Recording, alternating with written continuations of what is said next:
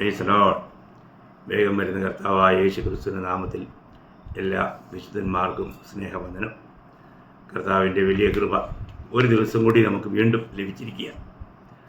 ഓരോ ദിവസങ്ങളും എത്ര വേഗത്തിൽ പോയിക്കൊണ്ടിരിക്കുക. ഒരു ദിവസം നമ്മൾ നനയാത്ത നാഴിക നമ്മുടെ കർത്താവ് വരും. ഇല്ലെങ്കിൽ കർത്താവ് നമ്മളെ തൻ്റെ അടുക്കിലേക്ക് വിളിച്ചു ചേർക്കും. അതുവരെയും കർത്താവിനോടുള്ള ബന്ധത്തിലായിരിക്കുന്നത് എത്ര ഭാഗ്യമാണ്. പ്രത്യേകിച്ചും കർത്താവ് തനിക്ക് വേണ്ടി വേർതിരിച്ച ജനം എത്രയോ ഭാഗ്യവാന്മാരാണ്. നമ്മുടെ ജീവിതത്തിൽ നമ്മളിന്ന് ക്രിസ്തുവിലായിരിക്കുമ്പോൾ ഈ കർത്താവുമായിട്ടുള്ള ആഴമായ ഒരു ബന്ധം നമുക്ക് എത്ര അനിവാര്യമാണ്. ഞാൻ കർത്താവിൻ്റെ വകയായിരിക്കുന്നു. കർത്താവ് എന്നെ വിലയ്ക്ക് വാങ്ങി. ഞാൻ കർത്താവിൻ്റെ സ്വന്തമാണ്. ഈ ഒരു അറിവ് തന്നെ നമുക്ക് എത്രമാത്രം സന്തോഷം പ്രദാനം ചെയ്യുന്നൊരു കാര്യമാണ്. അങ്ങനെയാണെങ്കിൽ ഇന്ന് നമുക്ക് വീണ്ടും നമ്മൾ അബ്രഹാമിൻ്റെ വിശ്വാസം എന്ന വിഷയം പഠിക്കുകയാണല്ലോ. പ്രിയമുള്ളവരെ, ദൈവവുമായിട്ടുള്ള ബന്ധത്തെ നമ്മളെ ബന്ധിപ്പിക്കുന്ന ഒരേ ഒരു കാര്യം വിശ്വാസമാണ്. അപ്പോൾ ഈ വിശ്വാസം എപ്രകാരമുണ്ട് നമുക്ക്, അത് നമ്മൾ മനസ്സിലാക്കണം. അതിനാണ് വിശ്വാസികളുടെ പിതാവായ അബ്രഹാമിൻ്റെ വിശ്വാസത്തെക്കുറിച്ച്. അബ്രഹാം ആരായിരുന്നു എന്ന് ചോദിച്ചാൽ, ഒരു കാലത്ത് അബ്രഹാമിൻ്റെ പിതാവായ തേരഹ് ഒരു വിഗ്രഹാരാധിയായിരുന്നു. ചരിത്രം പറയുന്നത് താനൊരു വലിയ വിഗ്രഹങ്ങളുടെ ബിസിനസ് നടത്തിയിരുന്നു എന്നാണ്.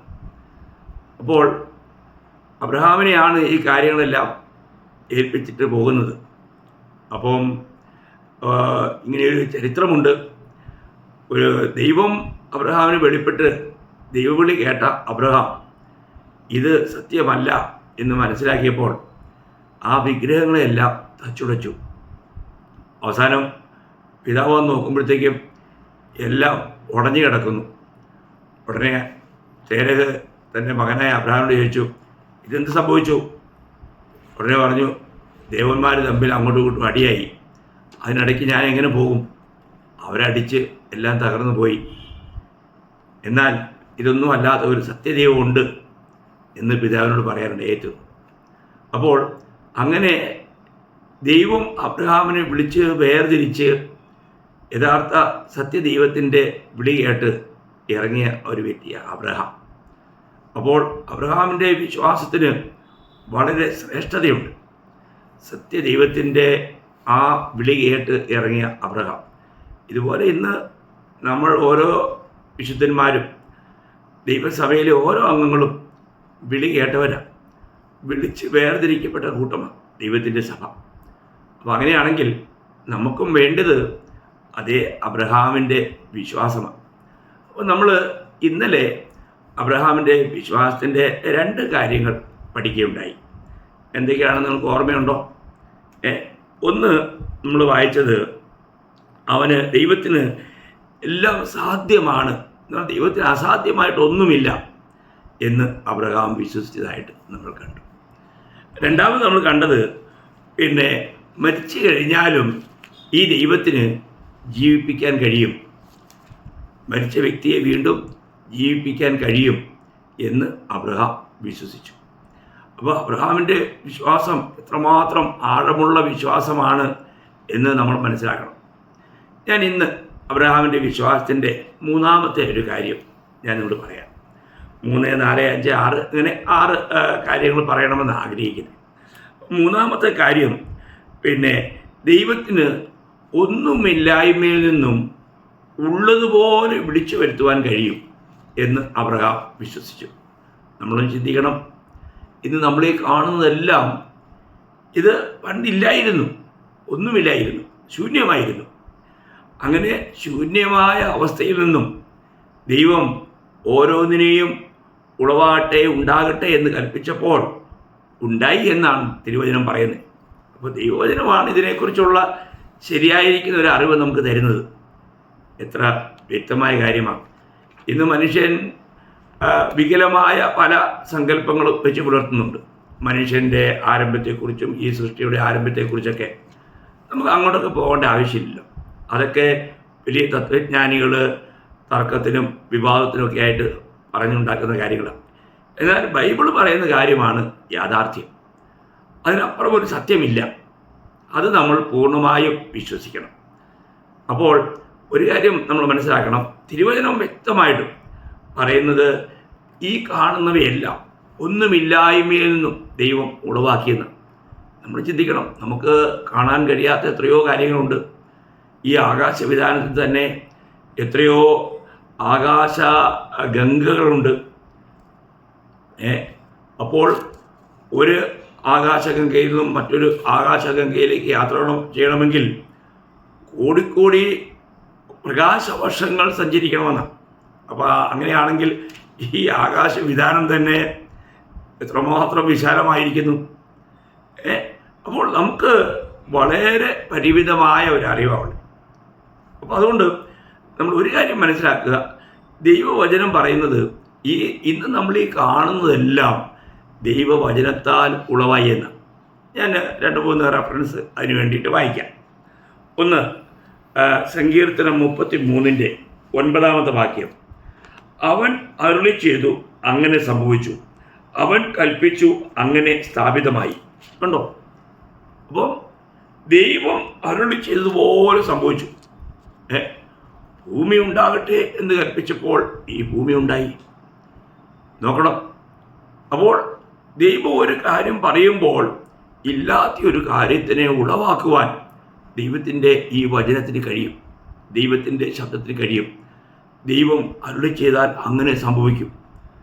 അത് നമുക്ക് നമ്മുടെ ബുദ്ധിയിലൊക്കെ നമുക്കത് ഗ്രഹിക്കാൻ പറ്റുമോ? ചിന്തിക്കുക. എത്ര വലിയ കാര്യങ്ങളാണ് ഇതൊക്കെ. നിത്യതയിലോട്ട് ചെല്ലുമ്പോഴാണ് നമ്മൾ അതിനെക്കുറിച്ചൊക്കെ, നമ്മുടെ സ്വർഗീയ പിതാവ് അല്ലെങ്കിൽ ദൈവം എത്ര മഹോന്നതനാണ് എന്ന് നമ്മൾ വായിക്കുന്നത്. ഇതിനെക്കുറിച്ച് നമ്മൾ പിന്നെയും വായിക്കുമ്പോൾ 148 സങ്കീർത്തനം, അതിൻ്റെ 148-ൻ്റെ 5 വാക്യം. 148-ൻ്റെ 5 വാക്യം. അവൻ കൽപ്പിച്ചിട്ട് അവ സൃഷ്ടിക്കപ്പെട്ടിരിക്കാൻ അവ യഹോവയുടെ നാമത്തെ സ്തുതിക്കട്ടെ. അവൻ കൽപ്പിച്ചിട്ട് അവ സൃഷ്ടിക്കപ്പെട്ടിരിക്കാൻ. അപ്പോൾ ദൈവം കൽപ്പിച്ചിട്ടാണ് ഇവയെല്ലാം ഉണ്ടായതെന്നാണ് ഇവിടെയും നമ്മൾ സങ്കീർത്തനകാരനായ ദാവീദ് പറയുന്നത്. അപ്പോൾ ഇതിനെക്കുറിച്ച് നമ്മൾ പുതിയ നിയമത്തിലേക്ക് വരുമ്പോൾ എബ്രായ ലേഖനം അതിൻ്റെ 11 അധ്യായം, എബ്രായ ലേഖനം അതിൻ്റെ 11 അധ്യായം അതിൻ്റെ 3 വാക്യത്തിൽ എബ്രായ ലേഖക കർത്താവ് പറയുന്നത്, ലോകം ദൈവത്തിൻ്റെ വചനത്താൽ നിർമ്മിക്കപ്പെട്ടു എന്ന് നാം വിശ്വാസത്താൽ അറിയുന്നു. കണ്ടോ? ലോകം ദൈവത്തിൻ്റെ വചനത്താൽ നിർമ്മിക്കപ്പെട്ടു എന്ന് നാം വിശ്വാസത്താൽ അറിയുന്നു. നോക്കുക. അപ്പോൾ പുതിയ നിയമത്തിലും എബ്രായ ലേഖന കർത്താവ്, അത് പൗലോസ്ലീഹായിരിക്കാനാണ് സാധ്യത, അപ്പോൾ താൻ പറയുന്നത് ഇത് വചനത്താൽ നിർമ്മിക്കപ്പെട്ടു എന്നുള്ളതാണ്. പത്രോസ്, നമുക്കറിയാം, പത്രോസ്ലീഹായും പരിശുദ്ധാത്മാവിൻ്റെ പ്രേരണയാൽ പറയുന്ന ഒരു വാക്യം, പത്രോസിൻ്റെ 2 ലേഖനം അതിൻ്റെ 2 ലേഖനം 3 അധ്യായത്തിൻ്റെ 5 വാക്യം. 2 ലേഖനം 3 അധ്യായത്തിൻ്റെ 5 വാക്യം. ആകാശവും വെള്ളത്തിൽ നിന്നും വെള്ളത്താലും ഉളവായ ഭൂമിയും പണ്ട് ദൈവത്തിൻ്റെ വചനത്താൽ ഉണ്ടായി. നോക്കണം, അവിടെ പത്രോസ് പറയുകയാണ്, ആകാശവും വെള്ളത്തിൽ നിന്നും വെള്ളത്താലും ഉളവായ ഭൂമിയും പണ്ട് ദൈവത്തിൻ്റെ വചനത്താൽ ഉണ്ടായി. അപ്പോൾ ഇവിടെയെല്ലാം തിരുവചനം വളരെ വ്യക്തമായും പറയുകയാണ്, ദൈവമാണ് ഇവയെല്ലാം ഉളവാക്കിയത്. ഇതിന് പിന്നിൽ ഒരു സൃഷ്ടിതാവുണ്ട്, അത് ദൈവമാണ്. ദൈവത്താലാണ് ഇവയെല്ലാം സൃഷ്ടിക്കപ്പെട്ടത്. ഇന്നും അവിടുത്തെ ശക്തിയുള്ള വചനത്താലാണ് ഇവയെല്ലാം പരിപാലിക്കപ്പെടുന്നത്. അത് എബ്രായലേഖനം 1 അധ്യായം 3 വാക്യത്തിൽ നമുക്കറിയാം. അപ്പോൾ നമ്മൾ ഒരു കാര്യം മനസ്സിലാക്കുക. അപ്പോൾ അബ്രഹാം ഒരു കാര്യം വിശ്വസിച്ചു. എന്താണ്? ശൂന്യതയിൽ നിന്നും ദൈവത്തിന് എല്ലാം ഉള്ളതുപോലെ വിളിച്ചു വരുത്തുവാൻ കഴിയും എന്ന് അബ്രഹാം വിശ്വസിച്ചു. നോക്കണം, അങ്ങനെ ഒരു വിശ്വാസം നമുക്കുണ്ടോ? ഇതിൻ്റെ എല്ലാം ഉളവാക്കിയ ദൈവമാണ്. അവിടത്തേക്ക് ഒന്നും അസാധ്യമല്ല. അവിടുന്ന് ഒന്ന് കൽപ്പിച്ചാൽ അത് അങ്ങനെ തന്നെ സംഭവിക്കും. എത്ര വലിയ വിശ്വാസമാണ്! അപ്പോൾ നാലാമത്തെ അബ്രഹാമിൻ്റെ വിശ്വാസം, തനിക്ക് ലഭിച്ച വാഗ്ദത്തങ്ങളിൽ ആശയ്ക്ക് യാതൊരു വഴിയും ഇല്ലാതിരുന്നിട്ടും ആശയോടെ വിശ്വസിച്ചു. നോക്കണം, അബ്രഹാം തനിക്ക് ലഭിച്ച വാഗ്ദത്തങ്ങളിൽ ആശയ്ക്ക് യാതൊരു വഴിയും ഇല്ലാതിരുന്നിട്ടും ആശയോടെ വിശ്വസിച്ചു. നമുക്കറിയാം എന്ന് പറഞ്ഞാൽ, അബ്രഹാമിന് ദൈവം ഈ അരുളപ്പാട് കൊടുത്ത സമയത്ത് അബ്രഹാമിൻ്റെ അവസ്ഥ നിർജീവാവസ്ഥയായിരുന്നു. നമ്മൾ റോമാലേഖനത്തിൽ നമ്മൾ വായിച്ച ഭാഗമാണ്. അതിൻ്റെ 4-ാം അധ്യായം അതിൻ്റെ 18-ാം വാക്യം, നിന്റെ സന്തതി ഇവണ്ണമാകും എന്ന് അരുളി ചെയ്തിരിക്കുന്നത് പോലെ താൻ ബഹുജാതികൾക്ക് പിതാവാകുമെന്ന് അവൻ ആശയ്ക്ക് വിരോധമായി ആശയോടെ വിശ്വസിച്ചു. എന്ന് പറഞ്ഞാൽ, തനിക്ക് മക്കളൊക്കെ ഉണ്ടാകുക എന്ന് പറഞ്ഞാൽ അസാധ്യമായ കാര്യമാണ് മാനുഷികമായി ചിന്തിക്കുമ്പോൾ. കാരണം പ്രായം അതിക്രമിച്ചു, ശരീരത്തിൻ്റെ അവസ്ഥകളെല്ലാം അതിന് കഴിവില്ലാത്തൊരനുഭവത്തിലേക്ക് മാറി. അപ്പോൾ ബുദ്ധിയിൽ ചിന്തിച്ചാൽ ഇതൊരിക്കലും കഴിയില്ല. അതുകൊണ്ടാണ് ദൈവം ഇത് പറയുമ്പോഴത്തേക്കും അബ്രഹാമിന് ഉള്ളിൽ ചിരിയുണ്ടായ സംഭവത്തെക്കുറിച്ച് നമ്മൾ വായിക്കുന്നുണ്ട്. മിക്കവാറും എല്ലാവർക്കും സാറ ചിരിച്ചതിനെക്കുറിച്ച് അറിയാം, എന്നാൽ അബ്രഹാം ചിരിച്ചതിനെക്കുറിച്ച് അറിയത്തില്ല. അബ്രഹാം ചിരിച്ചു എപ്പോഴാണെന്നറിയാമോ? നമ്മൾ അതേ ഉൽപ്പത്തി പുസ്തകത്തിലേക്ക് വരുമ്പോൾ, ഉൽപ്പത്തി പുസ്തകം അതിൻ്റെ 17-ാം അധ്യായം, ഉൽപ്പത്തി അതിൻ്റെ 17-ാം അധ്യായം അതിൻ്റെ 15 മുതൽ ഞാൻ വായിക്കാം. ദൈവം പിന്നെയും അബ്രഹാമിനോട്, നിന്റെ ഭാര്യയായ സാറായി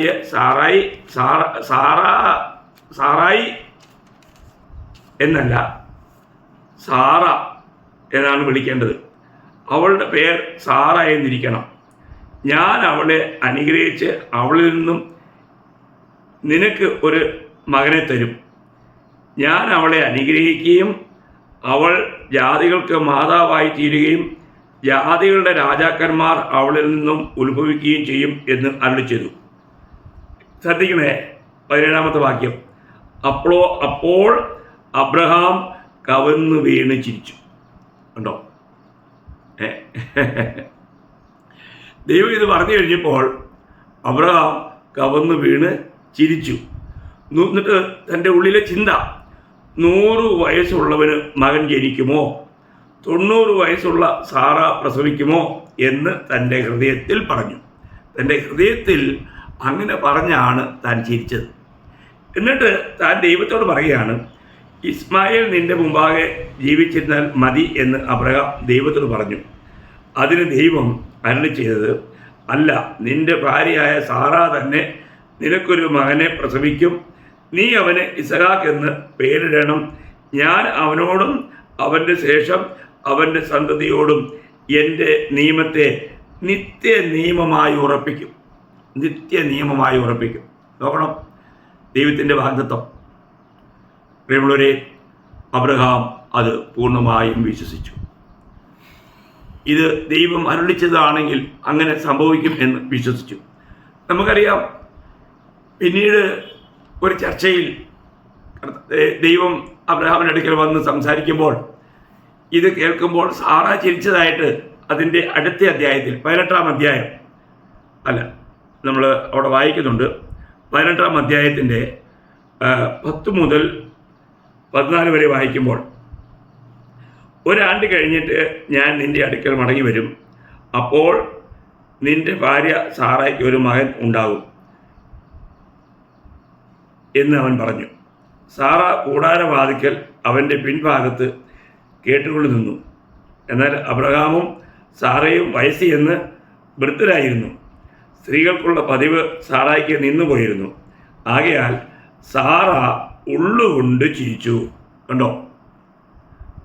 അപ്പോൾ നമ്മൾ കഴിഞ്ഞ അധ്യായത്തിൽ, അല്ലെങ്കിൽ 17-ാം അധ്യായത്തിൽ അബ്രഹാമുമായിട്ട് സംസാരത്തിൽ അബ്രഹാം കവന്നു വീണ് ചിരിച്ചു. ഇവിടെ ഇതാ സാറ ഉള്ളുകൊണ്ട് ചിരിച്ചു. വൃത്തിയായിരിക്കുന്ന എനിക്ക് സുഖഭോഗമുണ്ടാകുമോ? എൻ്റെ ഭർത്താവ് വൃദ്ധനായിരിക്കുന്നു എന്ന് പറഞ്ഞു. യഹോവ അബ്രഹാമിനോട്, വൃദ്ധയായ ഞാൻ പ്രസവിക്കുന്നത് വാസ്തവമോ എന്ന് പറഞ്ഞ് സാറ ചിരിച്ചത് എന്ത്? ദൈവം എല്ലാം അറിയുന്നു പ്രിയമുള്ളവരെ. സാറ പൊട്ടിച്ചിരിച്ച് ഒച്ചയും ബഹളമൊന്നും ഉണ്ടാക്കിയില്ല. എന്നാൽ അവൾ ചിരിച്ചു എന്നത് ദൈവം അറിഞ്ഞു. അപ്പോൾ ദൈവം ചോദിക്കുകയാണ്, ഞാനിത് പറഞ്ഞപ്പോഴേ സാറ എന്തിനാ ചിരിച്ചേ? എന്നിട്ട് പറയാണ്, യഹോവയാൽ കഴിയാത്ത കാര്യമുണ്ടോ? ദൈവത്തിന് അസാധ്യമായിട്ട് എന്തെങ്കിലും ഉണ്ടോ? പ്രിയമുള്ളവരെ, നമ്മളൊരു കാര്യം മനസ്സിലാക്കേണ്ടത്, നമ്മുടെ ജീവിതത്തിൽ നമ്മൾ ദൈവവുമായിട്ടുള്ള യഥാർത്ഥമായ ആ ബന്ധം നമുക്കുണ്ടെങ്കിൽ, നമുക്കറിയാം ഇന്ന് ഈ സർവശക്തനായ ദൈവം നമ്മുടെ പിതാവാണ്. ആ ത്രിയേക ദൈവം നമ്മളോട് കൂടെ വസിക്കുന്നു. എത്ര വിലപ്പെട്ട കാര്യമാണ്. എന്നാൽ അനേക വിശ്വാസികളും ഈ കാര്യം ശരിയായി മനസ്സിലാക്കി വിശ്വസിച്ച് യാത്ര ചെയ്യുന്നില്ല. നമ്മൾ ഒരിക്കലും ഇനി ഏകരല്ല. രക്ഷിക്കപ്പെട്ട ഒരു ദൈവത്തിലാണെങ്കിൽ എപ്പോഴും അവർക്ക് ദൈവത്തോട് കൂടെയുള്ള ഒരു വാസമാണ്. അതെത്ര സന്തോഷപ്രദമാണ്. നമുക്ക് ആ വിശ്വാസമുണ്ടോ? ഇവിടെ അബ്രഹാം വിശ്വസിച്ചു. സാറായും അബ്രഹാമും ഇത് കേട്ടപ്പോൾ ചിരിച്ചു. എങ്കിലും അവർ അത് വിശ്വസിച്ചു. പ്രിയമുള്ളവരെ, നമുക്ക് നമ്മുടെ ദൈവത്തിന് അസാധ്യമായിട്ടൊന്നുമില്ല. അവിടുന്ന് അരുളി ചെയ്യുന്ന കാര്യം അതുപോലെ നിവർത്തിക്കുവാൻ അവിടുന്ന് ശക്തനാണെന്ന് നമ്മൾ വിശ്വസിക്കണം. ആ വിശ്വാസം ഇന്ന് നമ്മളെ ഭരിക്കുന്നുണ്ടോ? നമുക്കറിയാം, നമുക്ക് ഈ ലോകത്തിൽ കഷ്ടങ്ങളുണ്ട്. കർത്താവിനെ പറഞ്ഞില്ലേ യോഹന്നാൻ 16:33, നിങ്ങൾക്ക് ലോകത്തിൽ കഷ്ടമുണ്ട്, എങ്കിലും ധൈര്യപ്പെടുവിൻ, ഞാൻ ലോകത്തെ ജയിച്ചിരിക്കുന്നു. ലോകത്തെ ജയിച്ചവനായ, പാപത്തെ ജയിച്ച, മരണത്തെ ജയിച്ച, സാത്താനെ ജയിച്ച, എല്ലാത്തെയും ജയിച്ച ജയാളിയായ കർത്താവ് നമ്മളോട് കൂടെ ഉള്ളപ്പോൾ നാം എന്തിനു ഭയപ്പെടണം? നാം എന്തിനു ഭാരപ്പെടണം? പരാജയം എന്തെന്നറിയാത്തൊരു ദൈവം നമ്മളോട് കൂടെ ഉണ്ട് പ്രിയമുള്ളവരെ. ആ ഒരു സത്യം നമ്മൾ ഏത് അവസ്ഥയിലും നമ്മൾ മനസ്സിലാക്കണം. അപ്പോൾ ഇവിടെ അബ്രഹാമിൻ്റെ വിശ്വാസത്തിൻ്റെ 4-ാമത്തെ സവിശേഷത, തനിക്ക് ലഭിച്ച വാഗ്ദത്തങ്ങളിൽ ആശയ്ക്ക് യാതൊരു വഴിയില്ലാതിരുന്നിട്ടും ആശയോടെ വിശ്വസിച്ചു. ദൈവം പറഞ്ഞതുപോലെ തന്നെ മകനുണ്ടാകും. ആ മകനിലൂടെ നിത്യനിയമമായിട്ട് ദൈവം തൻ്റെ വാഗ്ദത്തങ്ങൾ ഉറപ്പിക്കും. ഇതെല്ലാം വിശ്വസിച്ചു. എത്ര വിലപ്പെട്ട കാര്യമാണ്. 5-ാമത്തെ സവിശേഷത, വിശ്വാസത്തിൽ തനിക്ക് യാതൊരു ക്ഷീണവും സംഭവിച്ചില്ല എന്നുള്ളതാണ്. എന്ന് പറഞ്ഞാൽ കർത്താവ് 75-ാമത്തെ വയസ്സിൽ വാഗ്ദത്തം ചെയ്തായിരുന്നു. അപ്പോൾ സാധാരണ നിലയിൽ 1 വർഷം അല്ലെങ്കിൽ 2 വർഷത്തിനകത്ത് പൈതലുണ്ടാകേണ്ടതാണ്. എന്നാൽ ഉണ്ടായില്ല. നീണ്ട വർഷങ്ങൾ കാത്തിരുന്നു. നീണ്ട 25 വർഷങ്ങൾ കാത്തിരുന്നപ്പോഴാണ് ഈ വാഗ്ദത്തം നിവർത്തിക്കപ്പെടുന്നത്. അപ്പോൾ അതുകൊണ്ട് അവിടെ വായിക്കുകയാണ്, വിശ്വാസത്തിൽ തനിക്ക് യാതൊരു ക്ഷീണവും സംഭവിച്ചില്ല.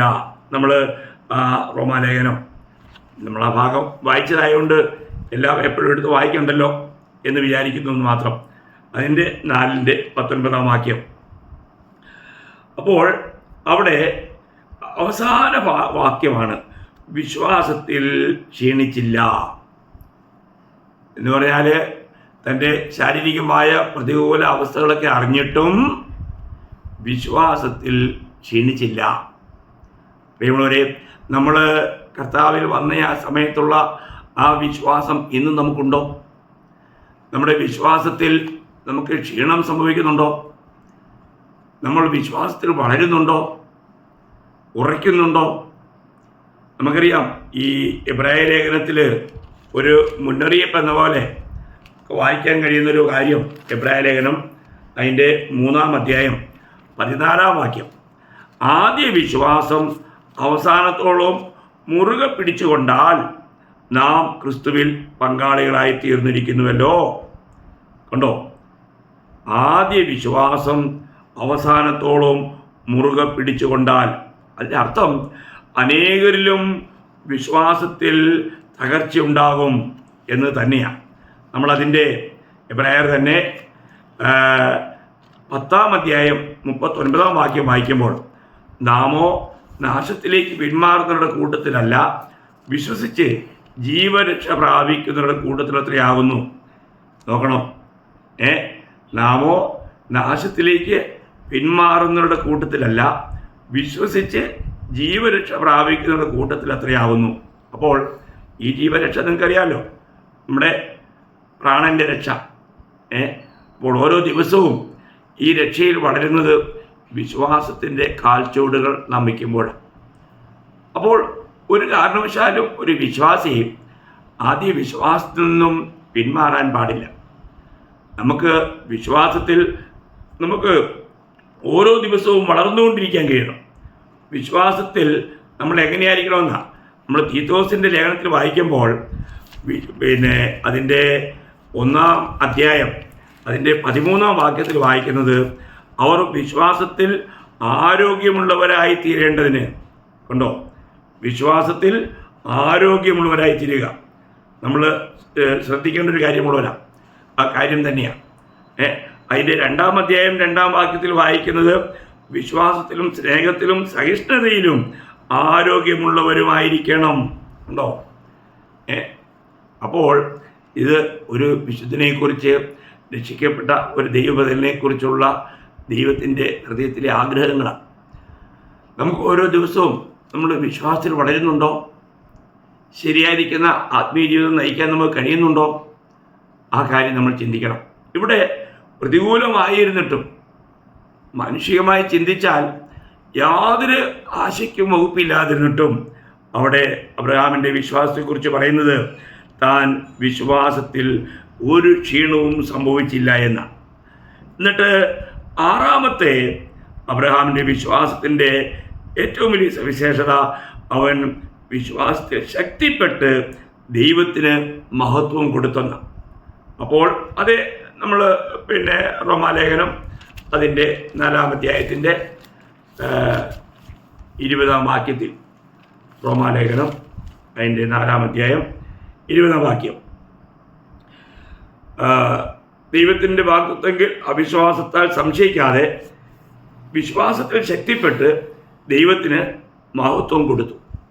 അപ്പോൾ നാം വിശേഷിച്ചും ദൈവമക്കൾ തൻ്റെ മഹത്വത്തിന് വേണ്ടി സൃഷ്ടിക്കപ്പെട്ടവരാണ്. അപ്പം നമ്മൾ എല്ലാ കാര്യങ്ങളിലും ദൈവത്തെ മഹത്വപ്പെടുത്തുവാൻ കടപ്പെട്ടവരാണ്. അതുകൊണ്ടല്ലേ 1 Corinthians 10:31 വായിക്കുന്നത്, തിന്നാലും കുടിച്ചാലും എന്ത് ചെയ്താലും ദൈവത്തിൻ്റെ മഹത്വത്തിനായി ചെയ്യുവീൻ. നമ്മൾ എല്ലാ കാര്യങ്ങളും ദൈവത്തിൻ്റെ മഹത്വത്തിനായി ചെയ്യണം.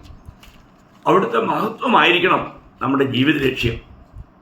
അപ്പോൾ കൊണ്ട് ഓരോ കാര്യങ്ങളിലും എനിക്ക് ദൈവത്തെ മഹത്വപ്പെടുത്തുവാൻ കഴിയുന്നുണ്ടോ? ഇവിടെ അബ്രഹാം എപ്പോഴും ദൈവത്തെ മഹത്വപ്പെടുത്തിക്കൊണ്ടിരുന്നു.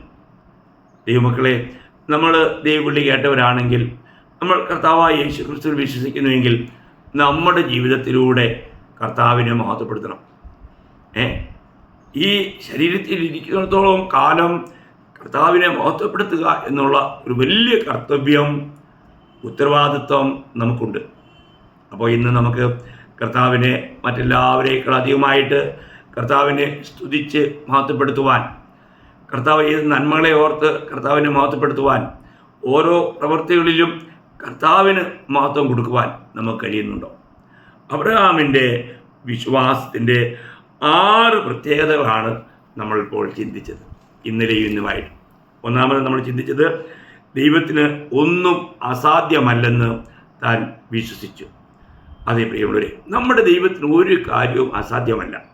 രണ്ടാമത് നമ്മൾ ചിന്തിച്ചത്, മരിച്ചു പോയാലും നമ്മൾ ചിന്തിക്കണം, നമ്മളെല്ലാവരും ഇന്ന് എത്രയോ വിശുദ്ധന്മാർ ക്രിസ്തുവിൽ മരിച്ച് മൺമറഞ്ഞു, എത്രയോ വിശുദ്ധന്മാരെ കത്തിച്ചു കളഞ്ഞു, എത്രയോ വിശുദ്ധന്മാരെ മൃഗങ്ങൾക്ക് എറിഞ്ഞു കൊടുത്തു, മൃഗങ്ങൾ തിന്നു. എന്നാൽ നമ്മുടെ കർത്താവ് വരും, കാഹളം ധനിക്കുമ്പോൾ ഈ മരിച്ച എല്ലാ വിശുദ്ധന്മാരും തേജസ്സിൻ്റെ ശരീരത്തിൽ ഉയർത്തെഴുന്നേൽക്കും. ജീവിച്ചിരിക്കുന്ന നമ്മൾ രൂപാന്തരം പ്രാപിക്കും. നമ്മൾ ചിന്തിക്കണം, അപ്പോൾ അവരുടെ ശരീരമൊക്കെ എവിടെ പോയി അല്ലേ?